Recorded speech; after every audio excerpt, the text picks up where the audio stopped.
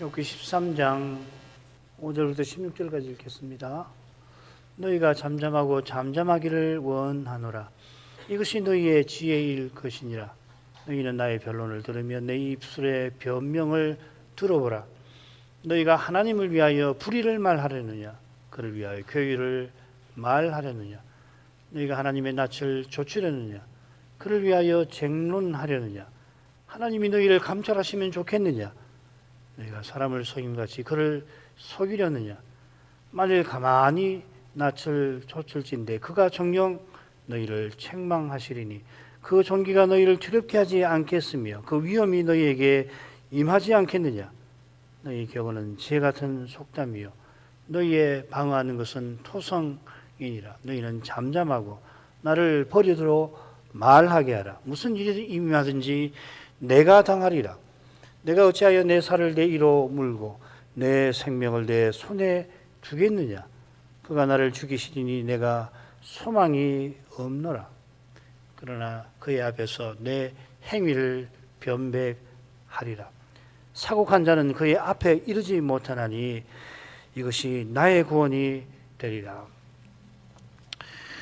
욥은 소발의 훈계에 대답하면서 새 친구가 지혜자인데 심지어 믿지 아니하는 자들도 생각할 만한 세상의 부조리나 모순을 전혀 모르는 것 같다 책망을 하죠. 악인의 장막이 형통한 일이 있듯이 의인이 재앙당하는 일도 물론 있습니다. 이런 일들이 얼른 하나님 말씀과 어긋나 보입니다만은 그러나 하나님의 손 아래서 일어납니다. 게다가 하나님께서 의인 욥의 고난을 통하여 하나님의 경륜을 신비하게 이루어 가십니다. 이게 실로 거룩한 일이라 고통받는 당시에는 이 의인도 깊은 근심에 빠져 있습니다. 이처럼 괴로운 가운데서도 욥은 하나님께 자기 사정을 아뢰려 합니다. 이 사정을 아랜다 그렇게 정확하게 표현한 거면 기도하려고 하는 거죠, 그죠? 이 같은 건데 사정을 아랜다고 할 때 이 기도하는 이 모습이 약화가 되지 않았으면 좋겠습니다. 이 세상에 욥의 심정을 헤아려 줄 리가 물론 없습니다만은 순전한 욥으로서는 하나님께서 재앙 내리신 영문을 모르는 이것만큼 답답한 게 없습니다. 평생 하나님 믿고 바라던 바가 물거품처럼 될 것 같은 두려움이 욥의 영혼을 뒤흔듭니다. 이는 심지어 자기가 이루고자 하던 것이 무너지는 그 정도에서 그치질 않습니다. 욥의 지금 심정은 아브라함이 이삭을 번제로 드리라 하신 하나님의 그 명령에 밤새 괴로워하던 심정에 비길만 합니다. 이삭은 아브라함에게 언약의 후사이고 그와 사라가 자식 낳는 일은 물론이고 언약 이루는 일에 죽은 자 같은 때에 하나님이 친히 언약을 이루려고 친히 주신 선물입니다. 그런 이삭을 번제로 드린다면 물론 아브라함이 오해하긴 했습니다만 하나님의 언약이 무너질 거라는 염려에 그는 밤새 시달렸습니다. 마침내 하나님이 죽은 자를 살리실 거라 그런 분이라 믿게 해주신 덕분에 그가 일생에 필시 가장 힘든 문제에서 벗어날 수 있었습니다. 그처럼 하나님께서 아브라함의 후손으로 메시아를 보내어 천하 만민을 구원하실 뜻을 이 사건으로 보이셨죠. 욥도 이삭을 번제로 드려야 하는 아브라함만큼 풀기 힘든 현실에 갇혀 있습니다. 여호와께서 이런 욥을 얼마나 사랑하시는지 우리로서는 불문가지입니다만 고난의 현실에 갇힌 욥은 하나님이 자기에게 진노하시는 영문을 묻지 않을 수 없습니다. 5절로 가죠. 5, 6절 너희가 잠잠하고 잠잠하기를 원하노라. 이것이 너희의 지혜일 것이니라. 너희는 나의 변론을 들으면 내 입술의 변명을 들어보라. 지금 이 두 번째 부분인데 이 부분에서 새 친구의 거짓을 다루는죠. 그죠? 4절에 거짓이 나오고 또 9절에도 하나님을 속이려는 자 그리고 12절에도 재 같은 속담이 뭐 그런 겁니다. 자, 이 주제에 비추어서 지금 잠잠하라는 욥의 권고를 우리가 살필 겁니다. 잠잠하라는 것은 새 친구가 스스로 지혜롭게 여기고 욥의 재앙이 욥의 죄 때문이라고 정죄하는 일을 그만두라, 그치라는 뜻입니다. 그들이 욥을 위로하러 왔다가 그의 모습에 대성통곡하고 7일 동안 침묵을 지켰는데 그게 지금보다 낫습니다. 욥에게 낫다기보다 그들에게 그러합니다. 순전한 신자를 정죄하고 주의 종을 비방하는 그들의 죄가 작을 리가 없는 겁니다. 아울러 욥이 잠잠하라고 권하고서 이것이 너희의 지혜일 것이니라 한 것은 아마도 욥의 현실이 사람 생각을 넘어서는 면이 있음을 암시하는 것 같습니다. 욥의 현실이니 욥이 누구보다 잘 압니다만은 정작 욥 자신이 자기 현실이 무슨 영문 때문인지 모릅니다. 이런 욥에게 위로한답시고 무슨 말을 건넨다 하더라도 되려 욥의 마음을 상하게 할 수가 있을 겁니다. 위로한다고 해도 그럴 수 있습니다. 가령 우리가 문상할 때에 잠잠히 무슨 드릴 말씀이 없습니다 하는 것이 그게 우리나라 전통적으로 문상할 때 하는 말이지만 우리 신앙의 현지에서도 이게 참 적절하다 생각이 드는 것이 섣불리 천국의 위로를 건네는 것보다 지혜로울 수 있는 겁니다.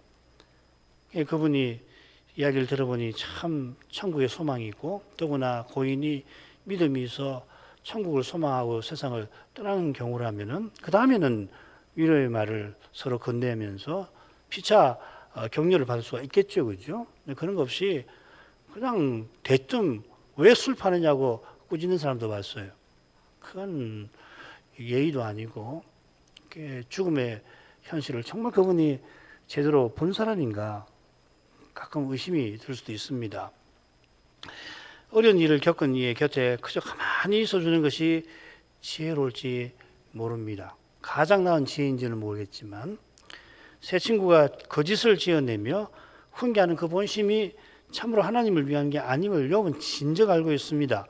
그들이 실상 하나님의 지혜자로서 자신들의 위상과 위엄을 보이려고 그들이 거짓을 덕지덕지 욥의 형편과 심정의 태도에 바르는 거죠. 이게 사제의 의미입니다. 욥의 충고대로 지금이라도 잘못을 깨닫고 침묵하는 것이 지혜일 겁니다. 욥은 이 제발이라는 말을 써요. 여기 히브리 말로 나라는 말인데요. 제발 하고서 친구들이 자신의 변론을 들어주기를 부탁합니다. 이 변론이라는 말은 3절에 변론하다의 명사입니다. 3절에서 욥이 감히 하나님과 언약 소송을 법적 소송을 벌이려고 하는 게 아니고 그저 자기 사정을 아뢰려 한다는 것을 우리는 살폈습니다. 결국 새 친구에게 훈계를 멈추고 자신의 결혼 심정을 한 번쯤은 살펴봐 달라고 부탁하는 겁니다. 이어 내 입술의 변명을 들어보라고 부탁합니다. 여기 이 변명이란 말을 잠언 18장 17절을 참조해 보면 이 원고의 말입니다. 원고라고 하는 것은 민사소송에서 특별히 상대가 잘못해서 피해본 사람이죠. 돈을 빌려줬는데 안 갚는 그런 경우입니다. 새 친구는 욥을 마치 형사재판의 피고로 정죄하는데 욥은 마치 민사재판의 원고로서 호소하는 것 같습니다. 사실 욥은 하나님 나라의 종으로서 원수마귀가 참소하기 때문에 그의 해코지로 피해를 본 사람입니다. 원수마귀가 이 하나님 나라의 형사재판의 피고가 되는 거죠, 그죠? 이런 욥의 억울한 사정을 언약의 하나님께서 다 아시고 재판관과 검사로서 이 마귀의 참소를 지금 다루고 계십니다. 그게 뭐 단번에 다룰 게 아니라 역사 끝까지 다루셔야 하니까 역사의 과정에서 의인의 고난이 있는 거죠. 의로우신 하나님께서 욥이 바라는 메시아께서 장차 참소한 마귀를 공의로 심판하실 겁니다. 계시록 12장 20장이 그 내용이죠. 이 신령한 사실을 모르는 욥은 자기가 피고가 아니라 지금 원고와 비슷하다 생각을 하는 것 같아요. 친구들에게 자기가 하나님 나라를 해친 중죄인이 아니라 억울하게 피해본 불쌍한 언약 백성으로 봐달라 하는 거겠죠. 그 다음으로 가죠. 너희가 하나님을 위하여 불의를 말하려느냐? 그를 위하여 괴유를 말하려느냐? 너희가 하나님의 낯을 좇으려느냐? 그를 위하여 쟁론하려느냐? 하나님 너희를 감찰하시면 좋겠느냐? 너희가 사람을 속임같이 그를 속이려느냐?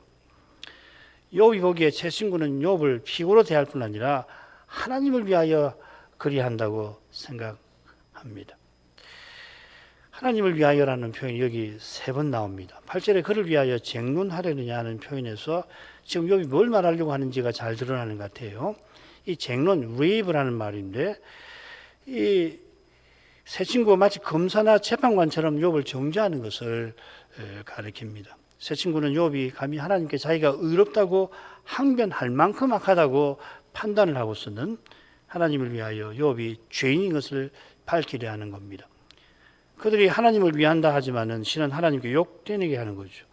그들이 정죄하는 욥은 오히려 사람이 하나님과 쟁론할 수 없음을 겸손히 고백을 하였습니다. 사람은 스스로 하나님의 상대가 될 수 없을 만큼 낮고 비천합니다. 시편에 어떤 분들이 시편 시인들처럼 그렇게 원망을 하나님께 털어놓아라. 괴로우면은 털어놓아라고 쉽게 말하는데 조심해야 합니다.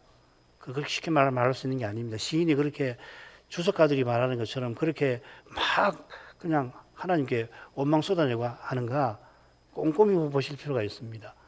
무엇보다 중요한 것은 사람은 하나님께 상대가 되질 못해요. 욥이 만일 친구들의 정죄대로 여전히 회개치 아니하고 오히려 교만한 태도를 계속 가진다면은 하나님이 이미 그를 처벌하신 것처럼 이혼해도 원하는 대로 그를 처분하실 것입니다. 새 친구의 정죄와 달리 욥은 무슨 연고로 하나님께서 자기와 쟁론하시는지 알게 해주실 것을 간곡히 구할 뿐입니다. 자기가 도무지 쟁론할 상대가 되질 못하는데도 하나님이 자기에게 재앙 내리신 일, 친구들을 통해서 이렇게 괴롭게 하시는 데에서 욥은 뭔가 이상함을 느낀 것 같습니다. 자기가 그런 일을 겪는 영문을 알지 못하는 것처럼 하나님이 지금 자기를 대하시는 이런 방식은 평생 겪어보지 못한 겁니다. 욥이 의인의 고난에 대해서 모르겠습니까? 아는데도 자기가 겪은 것은 이해가 안 되는, 자기 이미 알지만은 그 아는 지식으로 헤아릴 수 없는 거죠. 그러니까 하나님 자기를 진노하신다고 생각하는 거라고요. 아시겠죠? 그래서 이 욥의 고난이 깊은 것이고 욥의 고난은 실로 독특한 겁니다. 아무나 겪는 거 아니죠. 죽은 자식들이나 종처럼 자기도 하나님께서 얼마든지 그때 죽이실 수 있는데 그리하지 않으셨습니다. 게다가 새 친구가 지금 자기를 훈계하며 정죄하는 데서 뭔가 매우 이상함을 느낀 것 같습니다. 어떻게 이런 일이 있을 수 있나? 우리가 생각할 때도 그렇잖아요. 도저히 어떻게 사람이 친구라는 사람들이 어떻게 이렇게 할 수가 있는가 후리드는 생각이 드는데 당하는 욥은 오죽하겠습니까? 이렇게까지 이 거짓으로 자기를 괴롭게 만드는가? 너무너무 이상한 걸 느낀 것 같아요. 그래서 하나님이 마치 자기와 언약 소송을 벌이시는 것 같습니다. 그런데 정작 친구들은 하나님을 위한다 하면서 하나님 친히 하실 일을 대신 나서서 벌이려고 하는 거죠. 이게 이제 그들이 특별한 계시, 경관, 해석, 탁월한 깨달음을 내세우는 교만과 맞닿아 있습니다. 욥이 이들의 교만과 맞서면서 자기도 모르게 스스로 교만한 자들을 낮추려 하게 된 것도 같습니다. 이게 이제 우리가 욥과 새 친구의 거듭되는 논쟁, 한 번이 아니고 세 번이나 되는 논쟁에서 우리가 면밀하게 살펴야 할 주제이고, 그리고 이게 이제 마지막 38장부터 나오는 여호와 하나님의 책망을 이해하는데, 특별히 40장을 이해하는데 매우 중요한 주제가 될 것 같습니다. 욥이 보기에 친구들이 하나님을 위한다면서 불의와 쾌유를 말하려 합니다. 소발이 욥에게 불의로 내 장막에 거하지 못하게 하라 훈계했죠. 불의가 장막에 거한다는 것은 주를 향하여 손을 드는 삶, 하나님을 가까이 하며 기도하는 삶과 대립하는 겁니다. 이 계율이 욥기 한 번 더 나오는데 여기 불의와 함께 이렇게 나옵니다. 결코 내 입술이 불의를 말하지 아니하며 내 혀가 쾌유를 바라지 아니하리라. 친구들 책망하는 것 정반대되는 거죠. 이게 21장 4절인데요. 바로 앞에 2절에 욥은 나의 의를 빼앗으신 하나님, 나의 영혼을 괴롭게 하신 전능자의 사심을 가리켜 맹세한다 하고서 이 말을 합니다. 하나님을 불러 맹세하는 사람은 만일 자기가 맹세한 약속을 이행하지 아니하면은 벌 위에 벌 받겠다 하는 심령을 품는 것이죠. 하나님께서 자기 의를 빼앗아 자기 영혼을 괴롭게 하실지라도 욥은 자기는 불의와 쾌유를 말하지 않고자 하는 겁니다.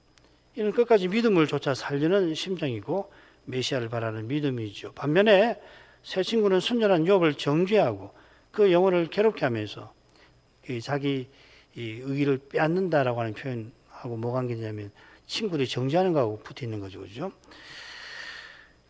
하나님을 위해서 불의와 쾌유를 말하려 합니다. 친구들은 실은 위태로운 상태입니다.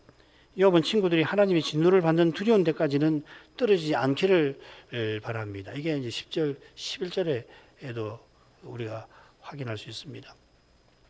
8절에 욥이 너희가 하나님의 낯을 좇으려느냐 묻습니다. 이 낯을 좇는다, 이 표현이 소발의 훈계에 나왔습니다. 네가 정녕 흠없는 얼굴을 들게 되고, 얼굴을 든다는 말입니다. 소발의 장담하는 말을 끌어와서는 욥은 세 친구가 감히 하나님의 얼굴을 자기네가 드리려고 한다고 꼬집습니다. 같은 표현이 소돔 사건에 나와요.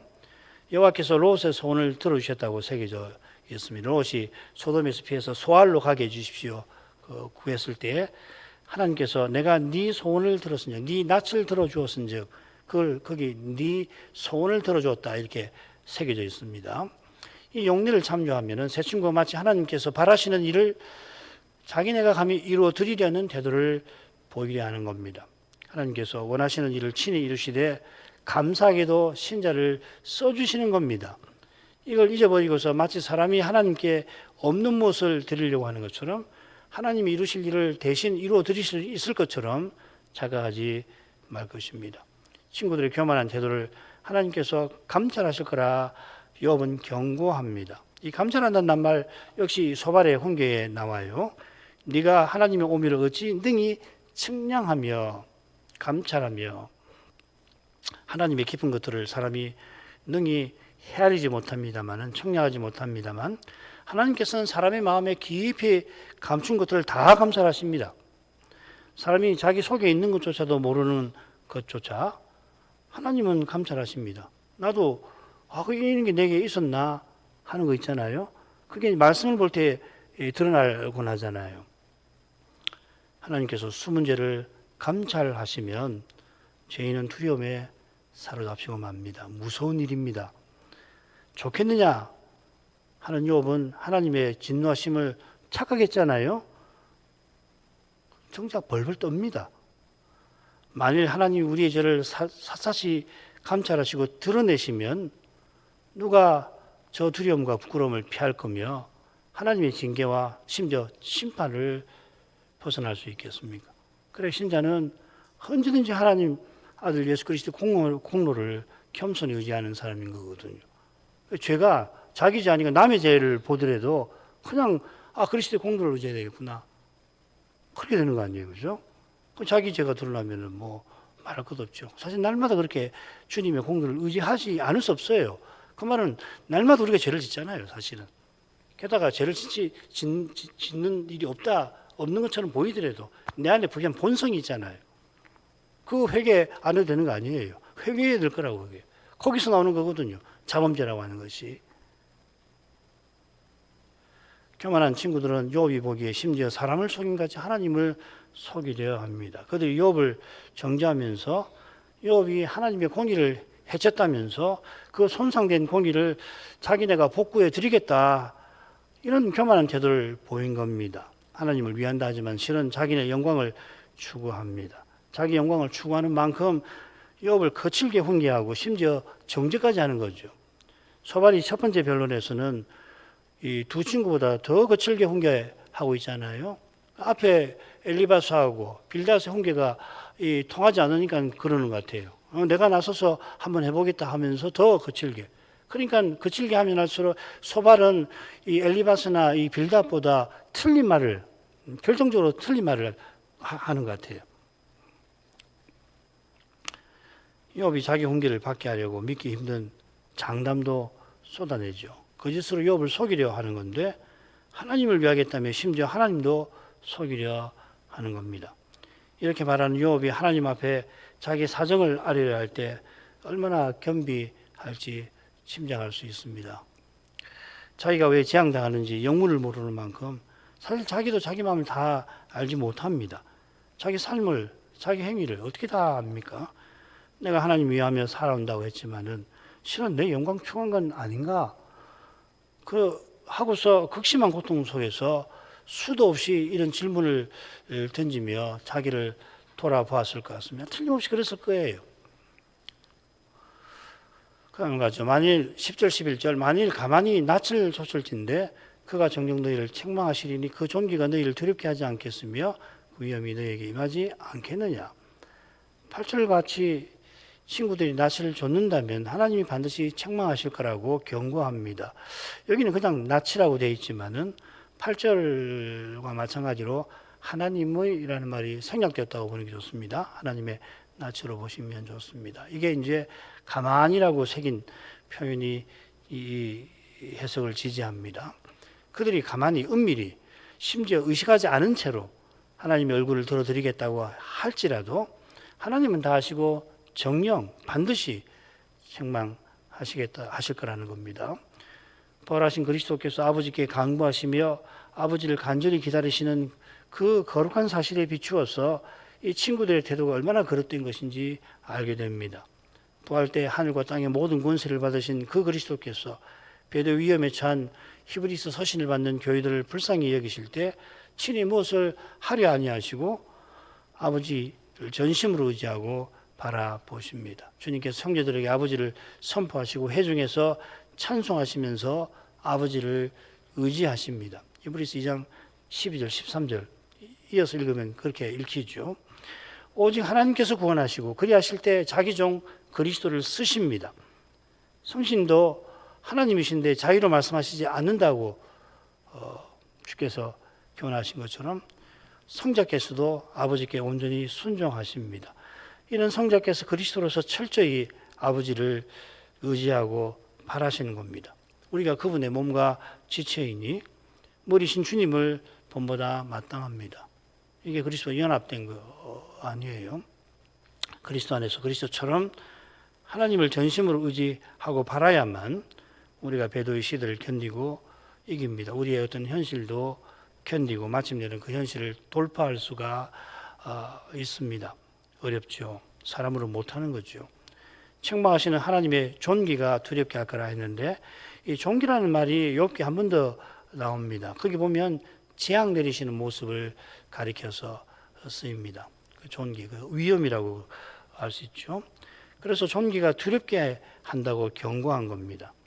너에게 말 것이라고 경고한 위험도 욥이 겪은 재앙과 붙어 있습니다.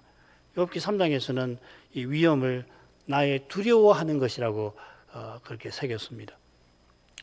12절로 가겠습니다. 너희 격언은 죄같은 속담이요 너희의 방어하는 것은 토성이니라. 욥은 하나님을 감히 속이려 하는 친구들의 격언을 죄같은 속담이라 부릅니다. 이 격언이라고 새긴 낱말은 빌닷이 내세우던 열조의 계시 해석과 붙어 있는 것 같아요. 이게 이제 기념탑이라고 번역할 수 있습니다. 기념물이라고 번역할 수 있는 말이거든요. 열조의 해석을 자기네가 이어받은 것을 금자탑이라고 그러잖아요. 기념물처럼 여기는 태도를 비꼬는 것 같아요. 그걸 이제 이야기 쉽게 격언이라고 번역을 했는데 이 말 뒤에는 이런 의미가 자기네가 열조부터 쭉 이어받은 계시의 견고한 해석을 갖고 있다. 로마 가톨릭이 자꾸 생각나는데 그러나 열조의 해석에 기반한 친구들의 훈계는 제 같은 속담에 불과합니다. 이 제 같은 속담이 뭘까? 알기 위해서 이 속담이라고 하는 말을 좀 살펴야 합니다. 마샬이라는 말.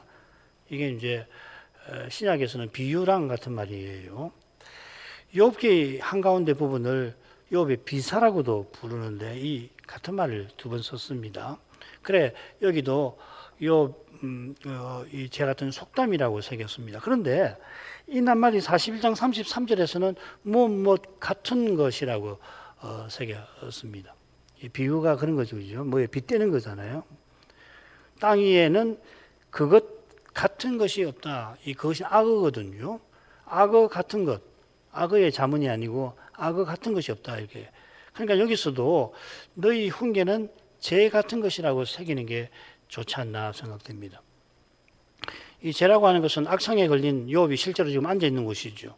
아울 욥이 겪는 재앙을 욥이 가리켜 표현합니다. 나중에 욥이 여호와를 배울 때 회개하면서 이 재 가운데 있습니다. 이 용례들은 하나님께 저주받은 상태를 상징하는 것이죠. 재가. 그러니까 인생을 하나님 형상대로 고귀하게 지으신 내용이 사라져버린 상태를 가리키는 것 같습니다.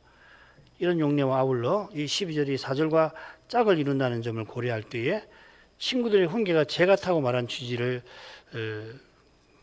살필 만합니다. 친구들의 훈계는 욥의 처지와 심정 전혀 상관없이 그저 욥을 정죄하려는 교만에 휘둘린 것에 불과하죠. 이 거짓과 계율과 비슷한 거죠.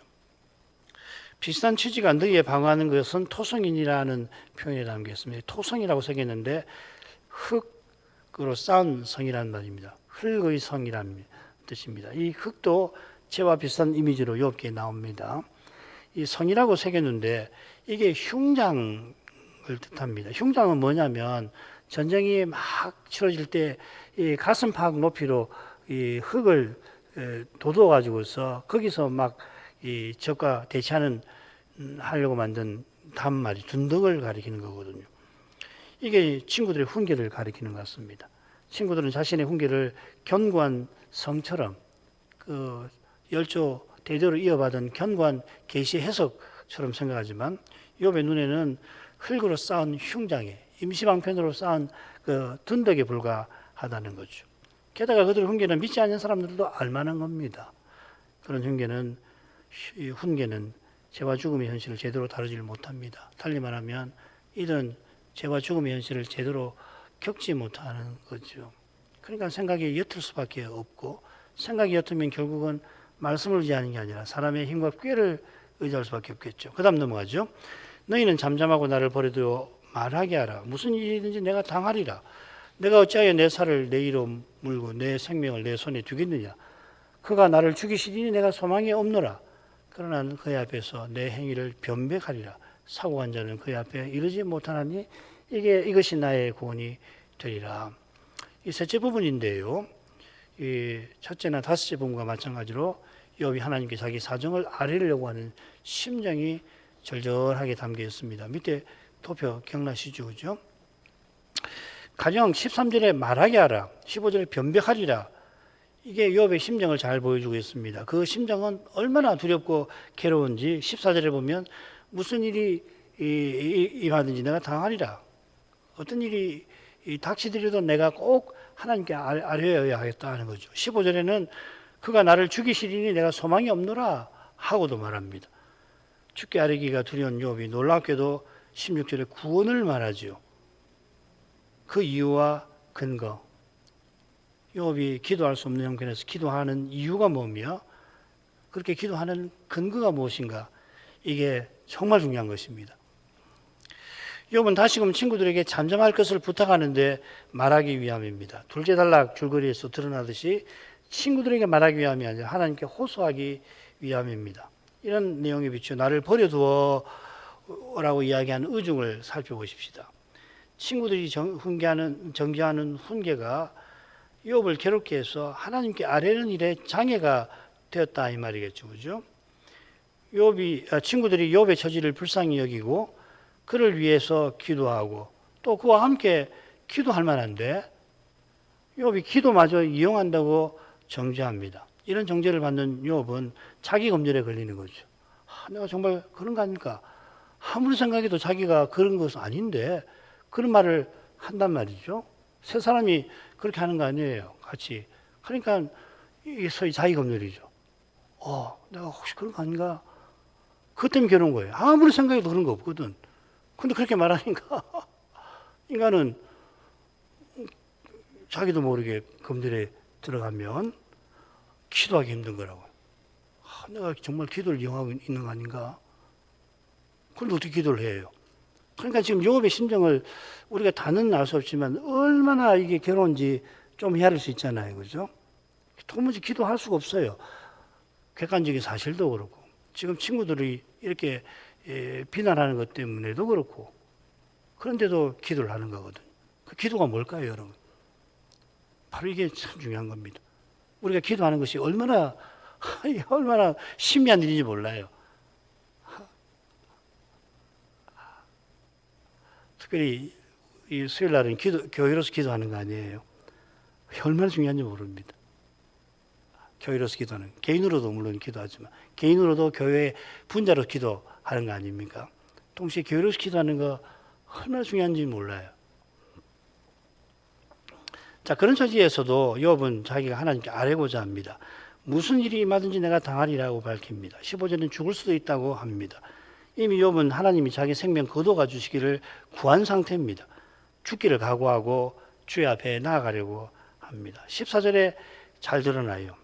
살을 이로 문다는 거, 생명을 손에 둔다는 것이 나란히 나오죠. 살을 이로 문다는 표현은 여기밖에 안 나옵니다만은 다행히도 생명을 손에 둔다는 표현은 여러 군데 나와요.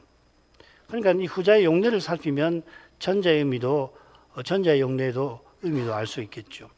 이 생명을 손에 둔다는 표현이 사사기에 보면 생명을 돌아보지 아니한다고 새겨져 있습니다.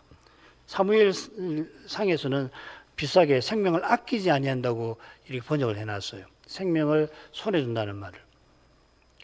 이런 용례를 참조하면 살을 이로 무는 것도 목숨이 위태로운 것을 무릅쓰는 걸 가리키겠죠.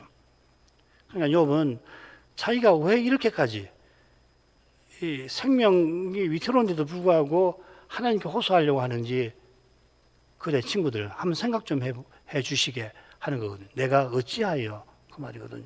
내가 왜 이렇게까지 하는지 한 번은 좀 친구로서 생각 좀 해달라는 부탁이거든요. 욥은 그가 나를 죽이시리니 내가 소망이 없노라 하면서 그의 앞에서 내 행위를 변백하리라 합니다. 그가 나를 죽이시리니 내가 소망이 없다. 이 번역하기 참 힘듭니다. 여러분 갖고 계시는 그 성경 각주에 보면은 그가 나를 죽이실지라도 나는 그를 의뢰하리니 이렇게 다르게 번역되어 있죠. 그죠? 되게 두 가지로 많이 번역합니다. 그가 죽이시리니 내가 소망이 없다. 그분이 나를 죽이실지라도 내가 그를 소망하리라. 이렇게 번역을 합니다. 다른 번역도 물론 가능합니다. 자, 어떤 번역을 택하든지 분명한 것은 욥이 하나님께 나가서 꼭 자기 사정을 간곡히 아뢰려고 한다는 겁니다. 그리하는 이유가 두 가지입니다. 첫째는 욥이 이 세상을 전부로 생각하지 않고 그저 목숨 부지를 힘쓰지 않기 때문일 겁니다. 둘째로 욥이 평생 영원한 나라를 향하여 살아왔기 때문입니다. 아브라함이 하늘 본향을 향하여 살면서 나그네와 행인으로 기꺼이 살고자 했던 것처럼 욥도 그 믿음의 조상처럼 하나님 백성다웠게 그 나라를 이루며 살기를 힘썼습니다. 실로 고결하고 고고한 상태지만 우리도 뭐 전혀 모르진 않잖아요. 우리가 이분들에게 빗댈 만한 존재는 아니지만 그래도 우리가 하나님 말씀에서 하나님 나라와 그 일을 구하라는 주님 말씀을 받는 사람들 아닙니까? 이게 욥이 일생 간절히 바라던 소망하던 것입니다. 이런 이 주의 종들의 신앙의 경지라고 하는 거 우리가 다는 아니지만은 미루어서 살필 수 있거든요. 이는 오실 메시아를 바라는 믿음과 딱 붙어 있습니다. 믿음은 바라는 것들의 실상인데 아브라함의 믿음이 모범이죠. 욥도 아브라함과 같은 믿음으로 살아간 까닭에 지금 영문도 모르는 재앙과 고통 가운데서 자기가 평생 믿고 바라던 일과 관련해서 하나님께 아뢰고자 하는 겁니다. 메시아와 하나님 나라를 위해 살아온 까닭에 지금 죽는 것도 무릎 쓰는 거죠. 바로 이 믿음이 세상을 이기고 또 죽음의 두려움을 이기는 겁니다. 욥은 기도하려는 심정이 자기에게 있고 그 심정으로 자기가 기도하는 그 사실에서 소망의 빛을 봅니다. 이게 16절의 요지입니다. 다음 시간에 이거 좀 더 생각할 것 같은데요. 여기 사곡한 자는 하나님을 잊어버린 자입니다. 하나님을 가까이 하지도 않고 할 마음도 없는 사람이죠. 친구들이 기도를 악용한다고 정죄하여 욥이 기도하는 일에 장애를 느끼지만 그런 처지에서도 기도하려고 하는 심정이 자기에게 있는 이것에 하나님 은혜를 발견하는 것이죠. 깨닫는 거죠. 마땅히 구할 바를 알지 못하나 마땅히 구해야 할 줄 느끼고 주의 자비를 간절히 구하는 이 심령은 사랑의 하나님께 절대 멸시당하지 않을 것입니다. 이만큼 하죠. 욥은 소발의 훈계에 필시 하나님께 기도하는 게 힘들었을 겁니다. 소발은 욥이 기도를 이용해서 자기를 의롭다고 항변한다고 정죄했습니다. 이런 정죄를 받으면 욥도 연약한 사람이라 내가 혹시 그런 거 아닌가 주저하게 되겠죠. 욥이 거듭된 재앙에 슬프고 친구들의 정죄에 괴로워하면서 이런 지적에 하나님의 진노를 더욱 두려워했을 겁니다. 하나님께 자기를 죽이실지도 모른다고 밝히기까지 합니다. 그렇게까지 하는 이유와 근거가 욥의 말에 잘 드러납니다. 욥은 그저 자기 억울한 사정 하나를 호소하려고 하는 게 아닙니다. 소위 말해서 우리 식으로 하면 한풀려고 하는 거 아닙니다. 이삭을 번제로 드리는 일로 밤새 실험했던 아브라함처럼 욥도 메시아와 그분의 나라를 위하여 고난받고 있습니다만 정작 그 자신은 평생 소망하던 바가 물거품처럼 될까 두렵습니다. 이 심정을 하나님이 살펴주시길 바랍니다.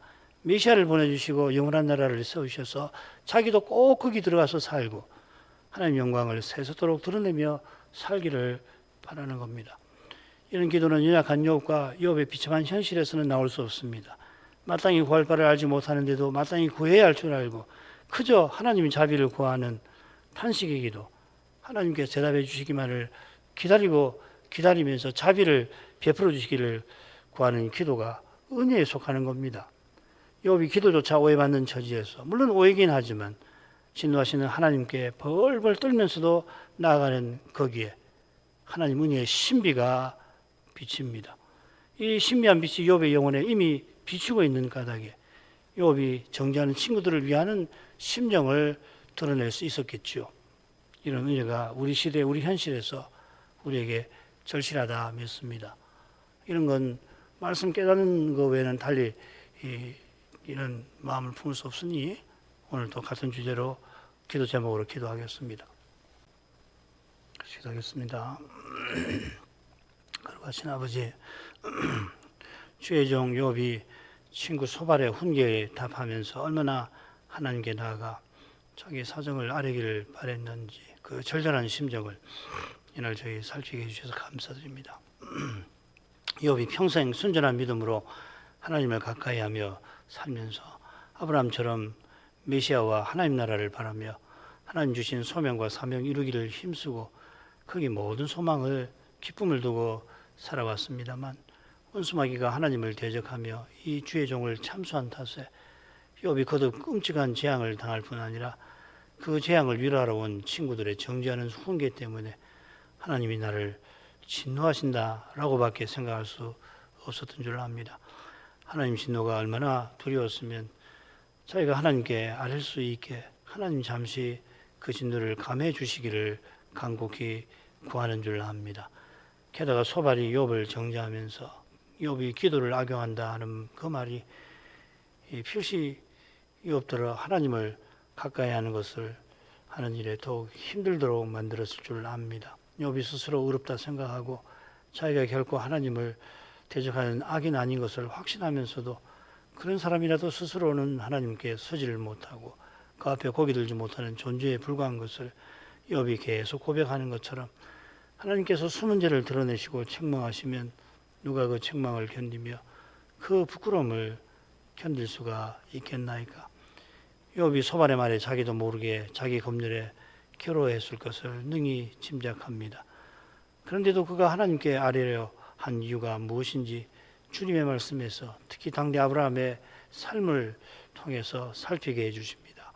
그가 그저 자기 억울함 토로하고 괴로운 처지에 조금 벗어나보려 한 게 아닌 것을 평범한 저희라도 능히 살피게 하십니다.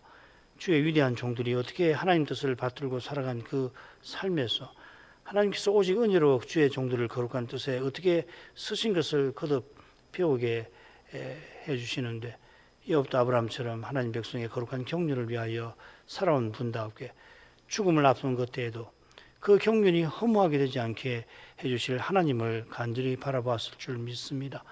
하나님께서 각별한 은혜로서 욥을 그렇게 힘든 고난의 현실에서도 사람의 생각에 기도조차 할 수 없는 그런 처지에 하나님께로 그를 이끌어 주신 이 사실을 보게 하십니다. 그도 사람이라 자기를 극진히 사랑하시는 하나님께서 자기에게 진노하신다고 착각하였고 스스로는 소망 없이 삶을 마감하되 하나님이 자기 생명 거둬가 주시기를 구할 정도로 실로 힘든 처지였지만 하나님께서 욥들어 간절히 하나님을 부를 심령을 품게 하셨사오니 바로 이 일을 통하여 참수자 마귀를 친히 물리치고 계셨던 줄로 믿습니다.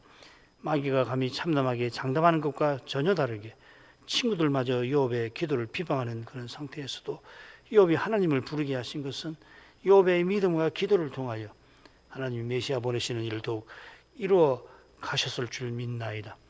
아버지여, 아버지 우편에서 우리를 위하여 간구하시는 그리스도의 간구와 우리 안에서 말할 수 없는 탄식으로 우리를 위하여 기도하시는 성신님의 간구를 의지합니다. 저희가 하나님을 전부로 삼는 심정을 내려주셔서 그리스도처럼 간구할 수 있게 해 주옵소서. 두 사람이 합심하여 구하는 그 간구가 세상 끝까지 끊어지지 않게 하실 우리 아버지께서 이제도 저희를 자비 여겨 주시옵소서. 예수님 이름으로 기도합니다. 아멘.